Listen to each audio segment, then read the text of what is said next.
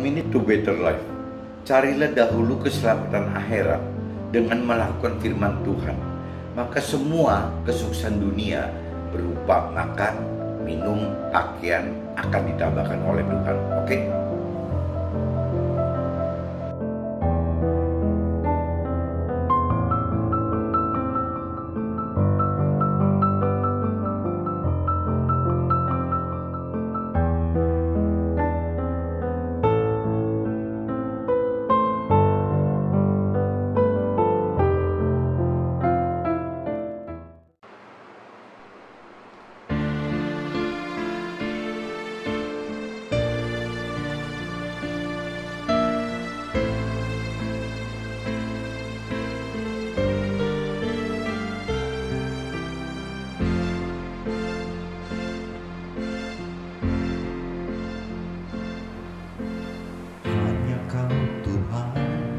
Hidupku,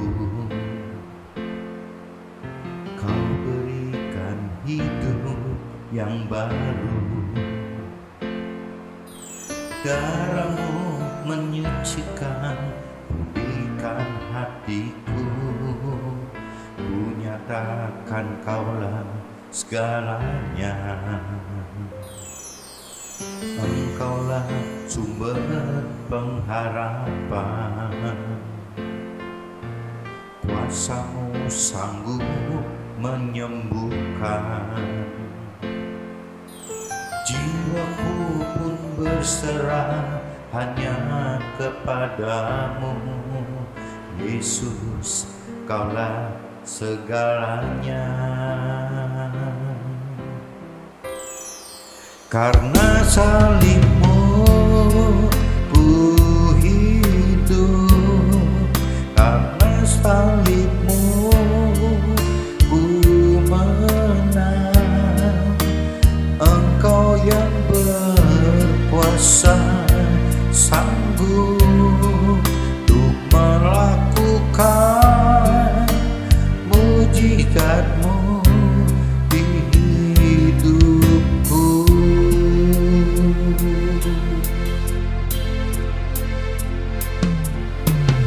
Engkaulah sumber pengharapan. Kuasa-Mu sanggup menyembuhkan. Jiwaku pun berserah hanya kepadamu. Yesus, Kaulah segalanya. Karena salib-Mu ku hidup, karena salib-Mu ku menang. Engkau yang berkuasa sanggup untuk melakukan mujizat-Mu. Karena salib-Mu ku hidup, karena salib-Mu ku menang. Engkau yang berkuasa sanggup untuk melakukan mujizat-Mu di hidupku.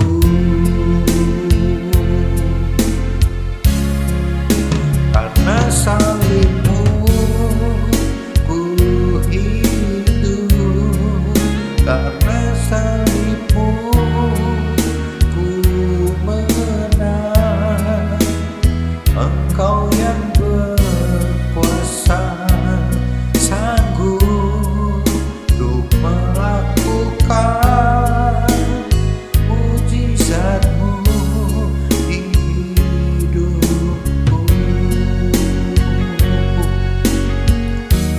Untuk melakukan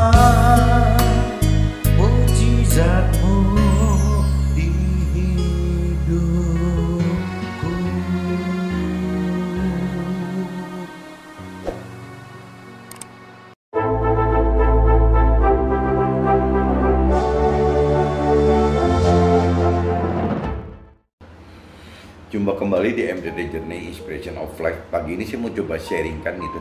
Janji Tuhan dalam firman tergenapi selaras besarnya harapan dan iman kita. Jadi coba teman-teman simak gitu. Janji Tuhan, jadi semua janji Tuhan yang ada dalam firman Tuhan, baik itu di perjanjian lama, baik itu di kitab perjanjian baru gitu, ya, yang ada semua dalam firman Tuhan akan tergenapi selaras besarnya harapan dan iman kita gitu.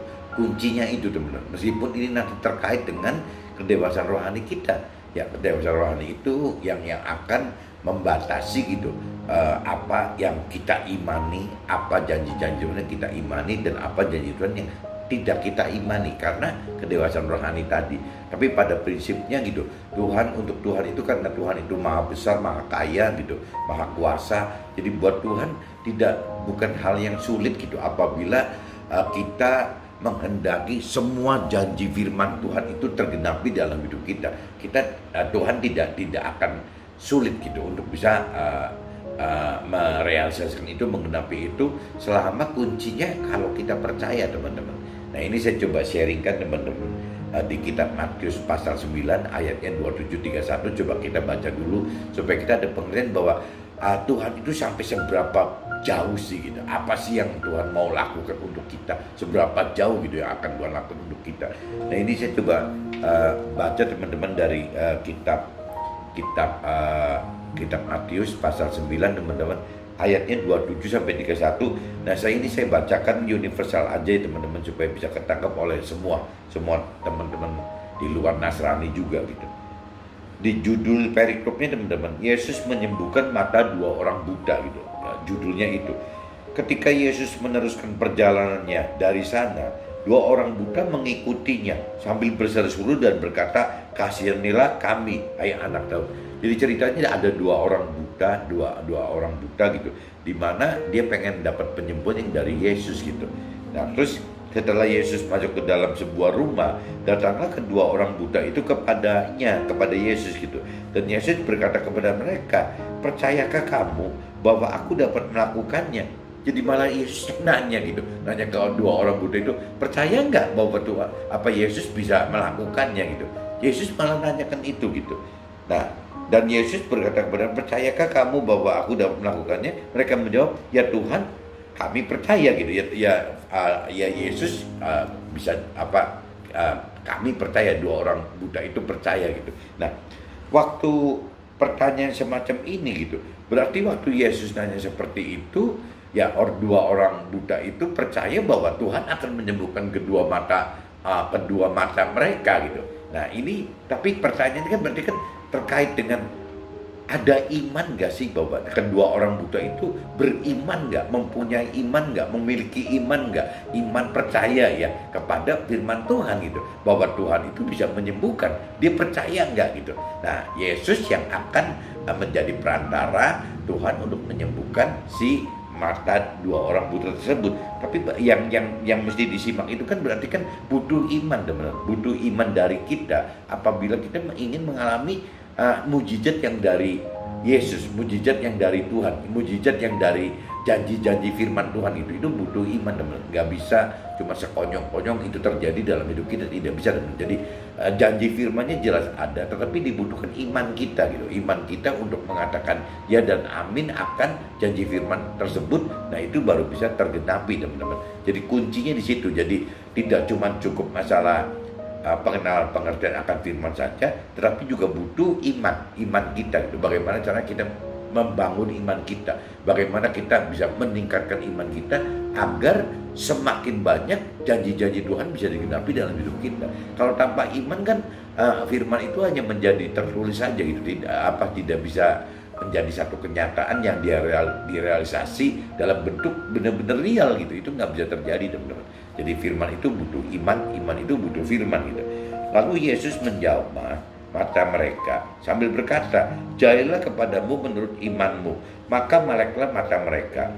Dan Yesus pun dengan tegas berpesan kepada mereka, katanya, "Jagalah supaya jangan seorang pun mengetahui hal ini." Tetapi mereka keluar dan memasyurkan di seluruh daerah itu. Jadi kuncinya di dalam kitab Matius 9 ayat 27 sampai 31 itu yang saya perlu garis bawahi adalah iman, teman-teman. Butuh iman gitu. Butuh mengenal, mengerti akan janji Tuhan di dalam firman-Nya, tapi juga butuh iman gitu untuk merealisasikan, mengaktualkan gitu apa janji Tuhan terhadap hidup kita. Tanpa iman tidak bisa. Itu satu. Kedua, yang saya perlu garis bawahi juga bahwa waktu kita mengalami mujizat yang dari Tuhan, teman-teman, waktu kita mengalami sesuatu hal yang ajaib dari Tuhan, biasanya kita nggak tahan, teman-teman. Pasti kita akan memberitakan kemasyuran Tuhan, keagungan itu, meskipun malah Yesusnya melarang gitu ya, nggak perlu harus dikuar-kuar gitu, tapi tetap prakteknya nggak bisa gitu, karena kita yang sudah mengalami Tuhan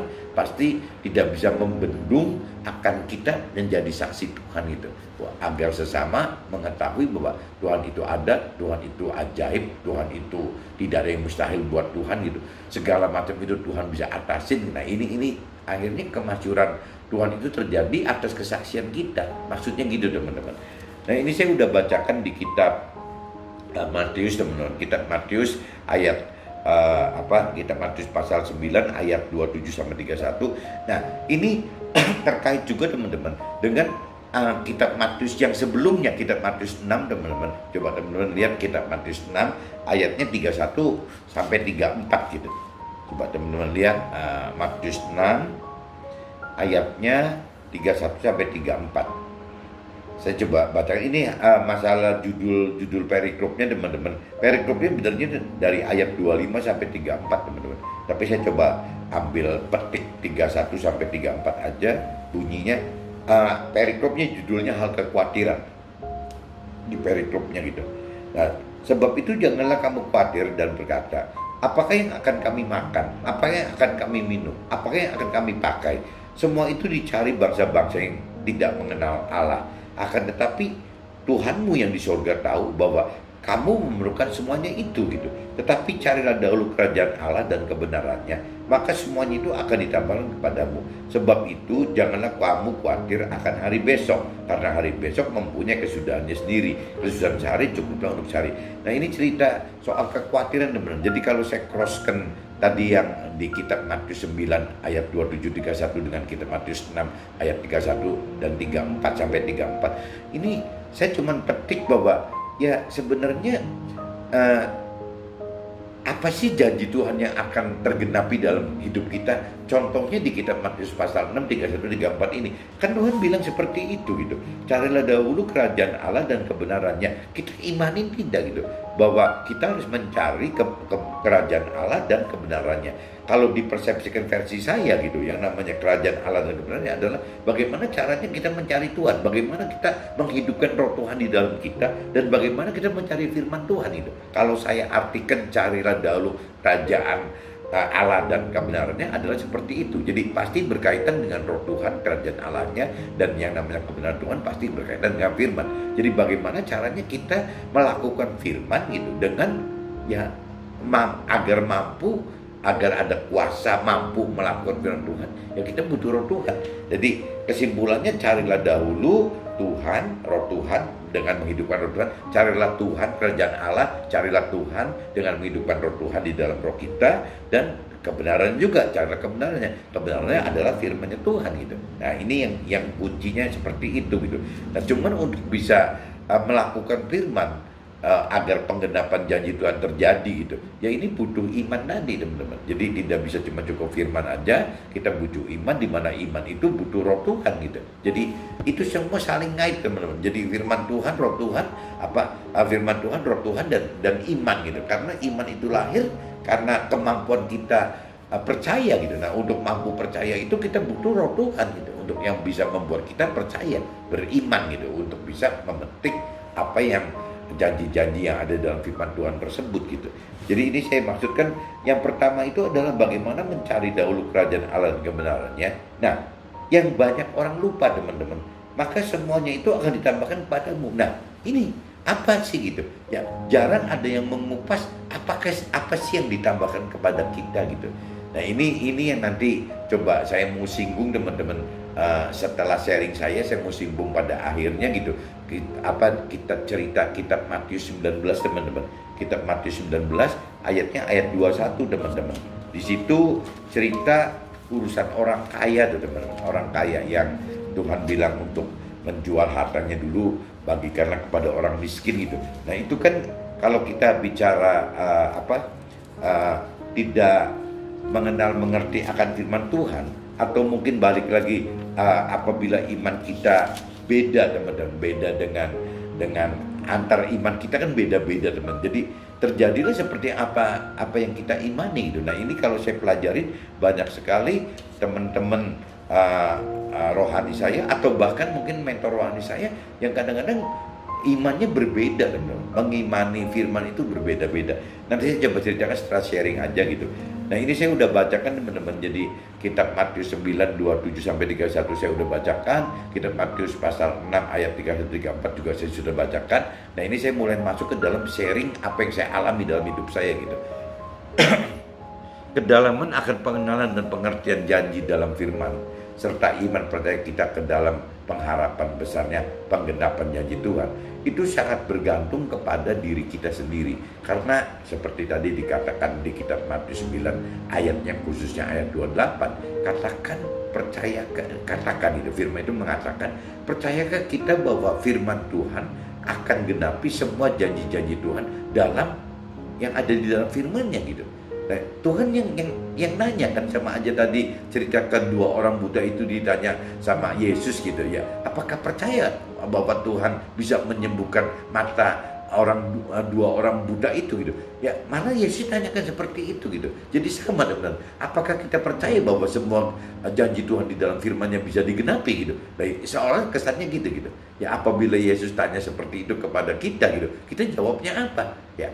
Yesus tanya, apakah kita percaya bahwa semua janji Tuhan di dalam firman Tuhan itu bisa digenapi dalam hidup kita? Nah kita tinggal jawab yes atau no, ya atau tidak, cuman itu aja gitu. Nah orang buta itu menjawab yes, menjawab ya, bahwa dia percaya. Nah tinggal kita mau yes atau no gitu. Nah kalau kita bicara yes berarti paling beda di pengertian. Kalau no ya tidak terjadi berarti gitu. Kalau yes atau ya berarti terjadi penggenapan janji firman-Nya. Kalau no ya tidak terjadi karena kita tidak beriman itu. Nah ini nanti yang saya mau bahas lebih dalam itu. Kalau kita katakan ya ini juga ternyata bermacam-macam lagi, tergantung dari iman kita gitu. Dan iman ini kalau saya pelajari tidak cuma kita yang sebagai murid gitu, murid yang belajar urusan firman, mentor rohani kita pun bisa berbeda teman-teman. Cara berpandangannya, cara berprinsipnya soal iman itu, mengimani firman yang ada di kitab suci itu berbeda-beda. Tuhan kita maha besar dan maha kuasa dan maha segala macam lah. Jadi penggenapan semua janji-janjinya mudah dapat kita terima jika kita memiliki pikiran dan pengharapan serta iman bahwa kita akan menerima janji-janji Tuhan dalam firman-Nya itu gitu. Jadi ini yang maksud saya itu yang tadi, iman kita itu kan berbeda-beda. Iman itu karena apa? Karena pengenalan pengertian akan firman itu yang membuat iman orang bisa berbeda teman-teman. Nah pengenalan pengertian akan firman Tuhan itu kan dasarnya dari pikiran perasaan jiwa kita. Bisa nggak kita gantikan menjadi pikiran perasaan kehendaknya Tuhan gitu. Nah itu kalau sampai kita udah bisa men-switch itu, menggantikan posisi jiwa kita dengan jiwa Tuhan. Nah di sini tinggal lihat ya pengenalan pengertian akan firman ini seberapa jauh gitu. Nah kalau pengenalan pengertian akan firman itu dalam, ya pasti yang tadi saya katakan untuk Tuhan boleh-boleh aja kok. Tuhan gak pernah ngelarang. Semua janji Tuhan digenapi dalam hidup kita juga Tuhan gak keberatan. Bukan merupakan hal yang sulit untuk Tuhan menggenapi apa yang kita imani itu, asal selama ada di dalam janji-janji Tuhan di dalam firman Tuhan gitu. Nah tapi manusianya kadang-kadang batas-batasi ini gitu. Tuhan itu lupa bahwa Tuhan itu bukan kita. Jadi untuk Tuhan itu semua mudah, semua itu serba bisa. Karena buat Tuhan maha kuasa, Tuhan maha besar, Tuhan itu maha segala macam gitu. Jadi buat Tuhan tidak ada yang mustahil. Ya sampai penggenapan semua firman Tuhan, baik di perjanjian lama, perjanjian baru juga bisa cair. Cuman manusianya yang membatasi gitu. Ada yang cuman batasnya bagaimana, cuman pengharapannya cuman berpikir dan berharap dan mengimani hanya dapat menuai janji Tuhan di perjanjian lama. Berarti baunya lebih kesuksesan duniawi. Tapi ada juga mungkin orang yang manusia yang mengimani, berpikir, berharapan, mengimani hanya di perjanjian baru gitu. Ya, ke perjanjian baru lebih banyak bicara keselamatan akhirat. Ya bisa juga teman-teman. Jadi mau cerita penggenapan di perjanjian lama saja ya bisa, mau di penggenapan di perjanjian baru juga bisa. Bahkan saya ingatkan, mau dua-duanya juga Tuhan tidak keberatan. Kalau menurut saya loh, buat apa yang membuat Tuhan sulit gitu, susah untuk menggenapi semua janjinya di perjanjian lama dan perjanjian baru. Rasanya nggak ada sulitnya. Apalagi apabila kita sudah dewasa rohani, kita tahu gitu ya bahwa penggenapan yang namanya kesusahan dunia itu dibutuhkan, tapi bukan untuk kita, tapi untuk sesama. Nah ini yang kadang-kadang sering beda teman-teman. Coba saya lanjutkan dulu teman-teman. Jadi intinya gitu, jiwa kita yang berupa pikiran dan perasaan, jiwa kita yang berupa pikiran, perasaan serta kehendak sendiri yang membatasi kita, membatasi kuasa penggenapan janji-janji Tuhan gitu. Jadi jiwa kita, pikiran, perasaan, kehendak kita itu yang membatasi teman-teman, yang membatasi penggenapan janji Tuhan terhalang gitu, karena kita tidak menempatkan kita dalam jiwa Tuhan, karena kita membatasi diri kita tetap dengan pikiran, perasaan, kehendak kita, bukan dengan power Tuhan. Kalau dengan pikiran, perasaan, kehendak Tuhan kan ada yang paling nonjol yang saya tangkap itu kan Tuhan ingin kita melakukan firman, dan Tuhan juga akan mengajarkan firman dong. Ya, Tuhan itu dalam arti kata Tuhan itu mau menyelamatkan kita, tapi Tuhan juga mau ya menyelamatkan sesama kita melalui kita gitu. Nah ini yang kadang-kadang kita lupa gitu ya, bahwa kalau kita udah dewasa rohani, kita sudah lebih mengerti akan Tuhan gitu, bahwa Tuhan itu pengen seperti itu teman-teman. Ujungnya Tuhan itu bagaimana Tuhan pengen selamatkan kita, tapi Tuhan juga pengen selamatkan sesama kita melalui kita gitu.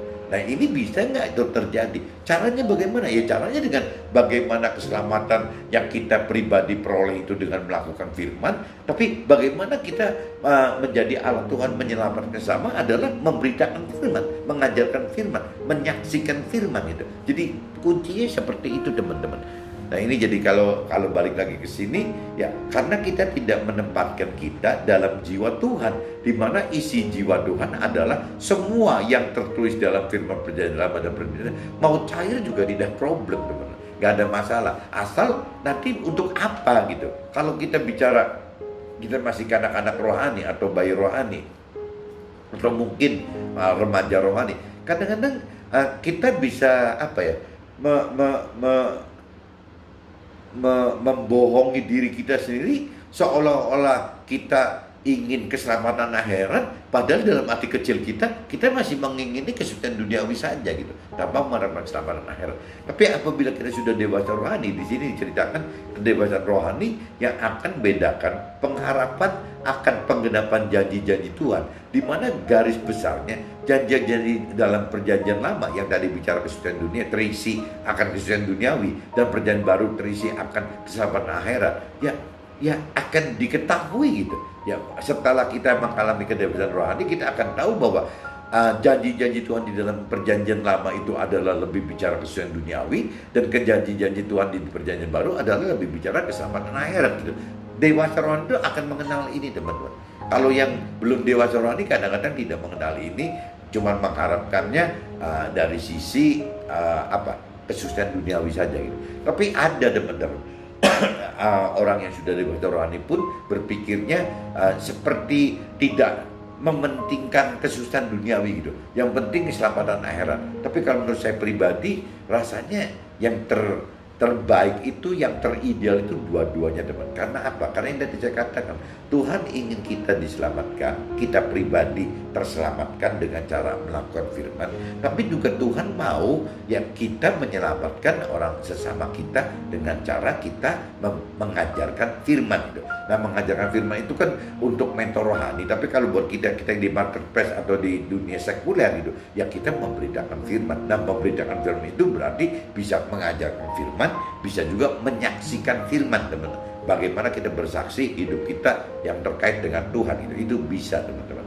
Nah ini seperti itu. Nah kadang timbul perbedaan pengertian dan iman pada seperti pada Matius 6:33 tadi, carilah akan makna dari carilah dahulu kerajaan Allah dan kebenarannya.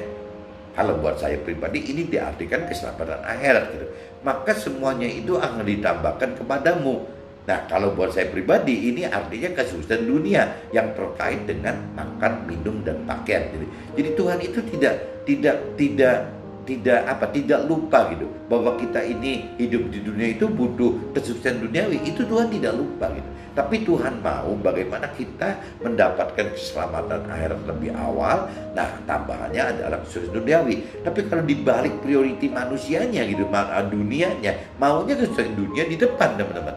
Kesuksesan duniawi di depan, baru ditambahkan keselamatan akhirat. Nah, ini Tuhan bilang ini nonsen gitu, nggak mungkin karena kitanya sudah tidak mencari keselamatan akhirat lagi. Kenapa? Karena kita udah merasa senang gitu dengan kesuksesan duniawi kita. Jadi kalau prinsip Tuhan kebalik dengan dunia, teman-teman. Kalau prinsip Tuhan pengennya bagaimana caranya kita mencari dahulu keselamatan akhirat, baru yang lain ditambahkan. Tapi kalau dunia kebalik, teman-teman. Bagaimana mencari kesuksesan duniawi dulu, baru yang keselamatan akhirat ditambahkan. Nah, ini yang priority 2 ini yang Tuhan bilang susah, itu nggak gampang. Kedewasaan rohani terkadang lebih pentingkan bahkan berhenti hanya kepada pengharapan keselamatan akhirat, karena sudah dapatkan damai sejahtera pribadi, damai sejahtera pribadi sebagai pelaku firman, dan lupa Tuhan ingin kita sebagai pengajar firman yang butuh kesuksesan duniawi untuk sesama kita. Jadi intinya tadi saya sudah jelaskan dulu. Jadi banyak orang yang sudah sudah dewasa rohani, kadang-kadang udah merasa karena memang begitu kita sudah hidup dengan pola-pola menuju keselamatan akhirat, teman-teman. Tidak bisa dipungkiri bahwa kita ini akan memiliki damai sejahtera yang berlimpah-limpah, teman-teman. Tidak perlu apa-apa gitu, tidak perlu dunia lagi, seolah gitu. Tapi kita lupa loh, teman-teman, bahwa Tuhan itu tidak cuma pengen menyelamatkan kita gitu ya. Jadi yang saya nggak tahu, saya himbau teman-teman yang sudah dalam kondisi di track keselamatan akhirat, ya cobalah mengingat firman Tuhan yang ada mengatakan bahwa ya Tuhan pengen menyelamatkan kita, jelas pribadi kita, tapi Tuhan juga pengen menyelamatkan sesama kita gitu. Lalu siapa yang menjadi alat Tuhan untuk menyelamatkan sesama? Ya pasti kita dong, kita yang sudah terselamatkan harus menjadi alat Tuhan untuk menyelamatkan sesama gitu. Harusnya seperti itu. Dengan cara bagaimana? Ya dengan cara memberitakan kebenaran Tuhan supaya orang terselamatkan. Dan memberitakannya bagaimana? Ya ada dua. Kalau yang memang punya talenta menjadi mentor rohani, berarti bagaimana mengajarkan gitu kan akal firman Tuhan. Tapi kalau bagi kita yang bukan talentanya menjadi pengajar rohani, ya kita berarti memberitakan firman melewat kesaksian hidup kita. Apa yang kita alami dalam hidup kita, ya kita saksikan untuk sesama kita, sehingga sesama kita percaya bahwa Tuhan itu ada dan dia akan masuk seperti kita gitu, akan mengikuti apa yang kita sudah lakukan, diikutin untuk bisa terjadi keselamatan kepada sesama kita yang tadi gitu. Dan ini kan terus bergulir, teman-teman. Jadi ingat ya teman-teman, di Matius pasal 5:19 tuh yang mengatakan bahwa Tuhan itu bukan cuma sekedar kita ingin melakukan firman, tapi Tuhan juga pengen mengajarkan firman gitu. Nah, ini yang turun dicamkan bahwa kalau tidak melakukan firman, janji Tuhan akan mendapatkan keselamatan. Tapi apabila kita mengajarkan firman, berarti kita akan menjadi alat Tuhan untuk keselamatan bagi sesama. Ini teman, jangan sampai berhenti, jangan merasa sudah enak sekali sehingga akhirnya tidak mau bergerak. Nah, ini saya udah cerita secara umum seperti itu, teman. Janji Tuhan itu dalam firman tergenapi selaras besarnya harapan dan iman kita gitu. Nah, saya ini tambahannya, teman-teman. Saya bicara di kitab Matius pasal 19, teman-teman coba teman-teman baca pasal kitab Matius pasal 19. Ayatnya satu aja, teman-teman. Ayat 21 di sini dikatakan, kata Yesus kepadanya, ini cerita kepada orang kaya gitu. Kata Yesus kepada orang kaya, jikalau engkau hendak sempurna, pergilah jualah segala milikmu dan berilah itu kepada orang miskin, maka engkau akan beroleh harta di sorga. Kemudian datanglah kemari dan ikutlah aku. Ini ceritanya cuma segini teman-teman. Dan saya sekian belas tahun teman-teman, mungkin kurang lama kali, kurang puluhan tahun, sekian belas tahun gitu, ya hampir 20 tahun. Saya jarang, malah tidak pernah mendengar ini. Kenapa kok nggak ada yang mengupas gitu, nggak ada yang mengupas si orang kaya ini bagaimana? Kalau cerita di firman yang ini kan seolah orang kaya yang meninggalkan Yesus gitu, ya, dengan kata Yesus kepada orang kaya, jikalau engkau hendak sempurna, pergilah jualah segala milikmu dan berikanlah itu kepada orang-orang miskin, maka engkau akan beroleh harta di sorga. Kemudian datanglah kemari dan ikutlah aku. Nah, ketika orang muda itu mendengar perkataan itu, pergilah ia dengan sedih sebab banyak hartanya. Jadi cerita di sini cuma berhenti di situ teman-teman. Ya, bahwa waktu Yesus katakan seperti itu, kalau memang mau sempurna, kalau sudah secara kebaikan itu sudah diperbuat semua, tapi pengen lebih dari baik gitu, ya berarti kan bagaimana mencari posisi tingkat yang lebih tinggi di dalam akhirat nanti gitu. Kalau memang dia mengerti akan firman Tuhan. Nah, berarti Tuhan bilang ya tinggalin gitu. Yesus bilang tinggalin aja gitu harta-hartanya. Tapi ternyata orang kaya ini tidak mau. Nah, saya kadang-kadang mikir teman-teman ya, kalau cerita si orang kaya ini meninggalkan Yesus, ya berarti ceritanya udah selesai. Ya, dia tidak mengikuti Yesus, berarti dia akan selamanya menjadi orang yang baik gitu. Tidak bisa meningkat menjadi orang yang lebih benar gitu, yang lebih sempurna seperti yang Tuhan inginkan dalam firman-Nya gitu. Jadi tidak melakukan firman lebih maksimal lagi gitu, karena udah berhenti ya cuma di arena kebaikan saja gitu. Nah, sedangkan Tuhan itu kan bukan untuk menentukan posisi kita di dalam surga, di dalam alam akhirat. Yang ditentukan bukan cuma baik kan teman-teman. Kalau diidentikan baik itu hanya masuk ke dalam, mungkin kalau bicara kerajaan surga itu ya di masyarakatnya gitu. Tapi Tuhan mau kan kita ada di dalam kerajaan surganya gitu, dalam posisi kerajaan surga bersama Tuhan gitu. Nah, ini kalau cuma orang kaya seperti itu baik saja, ya berarti cuma jadi masyarakat. Ya, bagaimana caranya kalau seandainya ini ceritanya, ini cerita di firman nggak ada. Seandainya orang kaya itu mau gitu, ya mau ngikutin apa yang Yesus inputkan, sarankan, perintahkan gitu, bahwa harus jual hartanya dengan itu.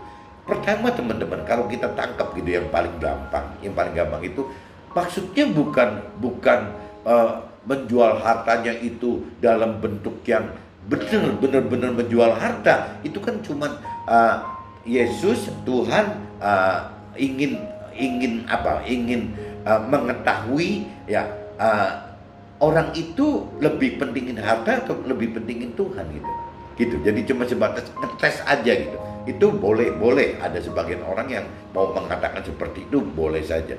Nah, tapi kalau kita konversikan, kalau beneran si orang kaya itu menjual harta itu bukan bohong-bohongan loh, cuma dites imannya aja gitu. Orang kaya itu benar-benar menjual hartanya gitu. Apa yang akan terjadi gitu? Berarti kan kalau menurut saya, waktu orang kaya itu benar-benar menjual hartanya, berarti kan benar-benar yang namanya carilah dahulu kerajaan Allah dan kebenarannya sama si orang kaya ini dilakukan loh.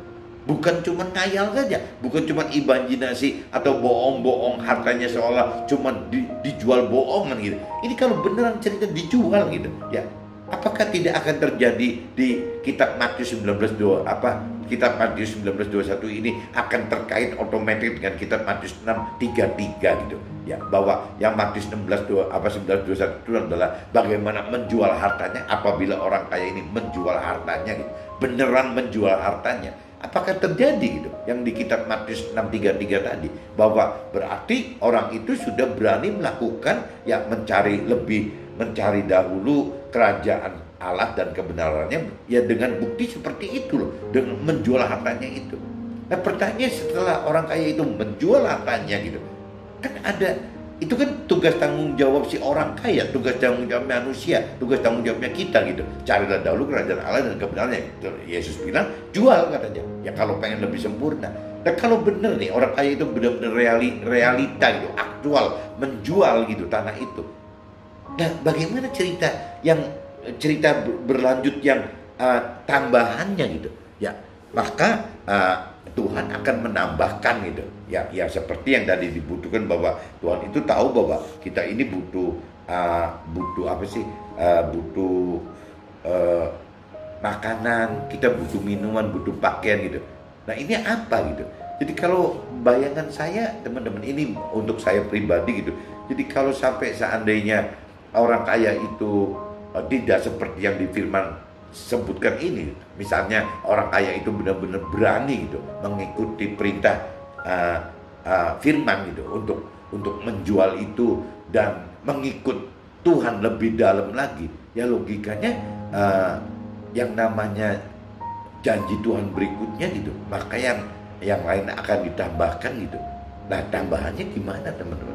Ya, apakah tambahan itu berupa ya cuman sekedar damai sejahtera yang didapat, ya, atau tambahan itu hanya berupa keselamatan akhirat untuk si orang kaya ini di surga, hanya dapat itu, atau orang kaya itu bisa juga menuai janji Tuhan yang di perjanjian lama, teman-teman, yang bahwa yang namanya dijual hartanya itu secara beneran, apakah akan menjadi pelipat gandaan gitu? Ya, ada terjadi mujizat pelipat gandaan di perjanjian lama gitu, yang akan terkait dengan 30 kalinya, 60 kalinya, 100 kalinya gitu. Nah, ini yang saya nggak ngerti. Saya tidak pernah mendengar mentor rohani saya itu membahas, men-sharingkan tentang ini, teman-teman. Ya, cuman yang ada itu cuma sebatas ya orang kaya itu ya meninggalkan Yesus, sudah, cuma titik itu saja gitu.